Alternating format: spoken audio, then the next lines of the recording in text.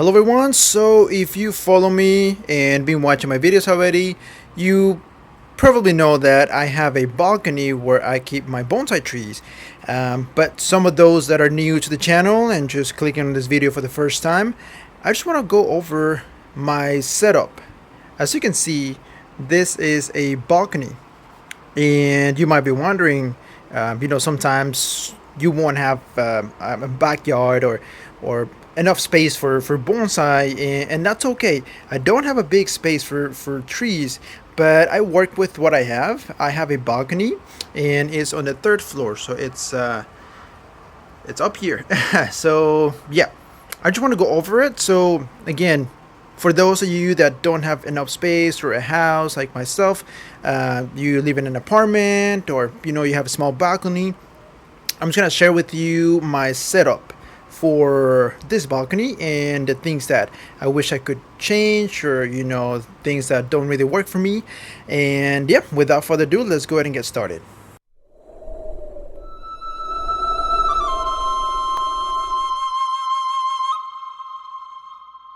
First of all, as you can see, I think I have pretty crowded here of trees, and I already sold a few trees, so this is less than what I had. So, but it still works.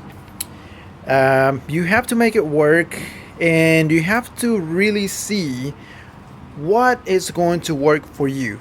In For my situation, as you can see, I have a roof at the top, which in a way is a good thing, but sometimes it's not a good thing. For example, right now is around 1 p.m. Central Time, and I don't really get enough sun. There's no sun at all.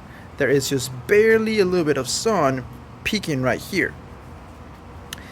It's a good thing because this is the harsh sun, and I guess my trees are, I would say, protected from the sun. And yeah, in the morning I get full sun from this area right here all the way over here, but not completely. So that's why all my trees are all around the edges, because that's where I get the sun in the morning and in the afternoon. Around 3 p.m. I start getting more sun peeking through right here, and then it slowly moves. Now, one downside of this is I don't even know what side this is facing, if it's north, west, not sure. But anyways, after the end of towards the end of September or towards middle of November, I get no sun, or I just get a little bit like this. So the whole day, this is all I get, just a little bit of sun peeking. So there is certain species that I cannot have, which are conifers, because they require full sun, and I'm not able to have them. The closest to a conifer is this ball cypress that I just got, but they do go dormant, so they drop all the leaves, and that's the reason why I got that tree. For me, there's trees that don't work. So if you have a balcony, you want to make sure and see if you're getting a lot of sun, or if you're not getting enough sun, and just kind of work from there and see what species are going to work for yourself. For my setup, I have this privacy cloth right here.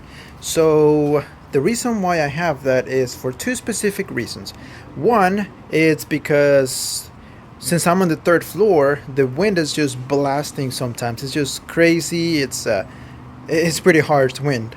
So it helps as a windbreaker, and I kind of just, my trees don't get all beat up with the wind.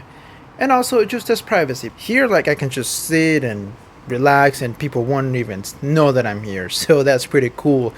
Another thing is I also have a shade cloth that I put only on summertime. It actually came off a little bit from one side, which I have to adjust. But towards I would say 4 p.m., the sun comes through here pretty harsh. So some of my trees that are more sensitive to sun, I just keep them right here. My Japanese maple right here, Chinese elm. So the cloth is pretty much going to shade all these trees right here and whatever I have on this side. So that's what helps. As far as my benches, I just have some benches that I DIY myself. There was this guy giving away some wood and planks and stuff like that, so I was able to create these benches. Nothing too interesting. Honestly, I wish I had a better setup as far as benches, because it's kind of like I'm always changing things because I don't like how something looks. Sometimes things fit a little different, and I sometimes I'm I'm not liking the way things look. But let me look. Let me give you a farther. Oops. So this is pretty much my setup right here. As you can see, this is pretty much what I'm working with. Again, you don't have to have a crazy space. It's always a great thing. Like myself, one thing that you notice is if you follow my channel or if you're watching my channel, I keep switching trees. Some of them I keep, but I keep switching trees. The reason why is because sometimes I find trees that are really nice, like this ball cypress and this modium. But the thing is that I don't have enough space. I don't have too much space. So what I need to do is I need to make some sacrifices. So if there's a tree that I'm like, okay, well, I mean, I'm not really too attached to this tree, and it could be doing better, or I just sell that tree, make enough, of course, some profit to purchase another tree, but also make more space to be able to have more trees. So that's one thing about me. I'm constantly changing trees, and I'm just keeping the ones that I know that are gonna be with me for a while. Some of my trees that have been here pretty much for a while is this boxwood. You guys know that I've had this Ficus benjamina for the longest. This Chinese elm has been with me for the longest. Needs a good trimming. What else? Water jasmine has been with me for a while. I'm actually looking to sell that one. That ficus back there. So there's some trees that have been with me for a while, but there's a lot of new stuff. The desmodium, the ball cypress, trident is pretty recent as well.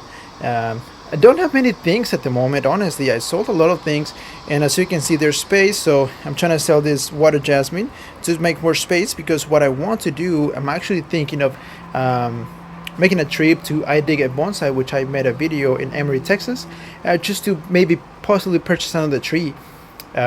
But yeah, no, just wanted to share with you guys, that if you have a small space, it's still possible to have some bonsai trees, just as long as you kind of work with what you have, the lighting, how much sun you get, how much shade, how cold it is, and things like that. So that's something that you really want to do.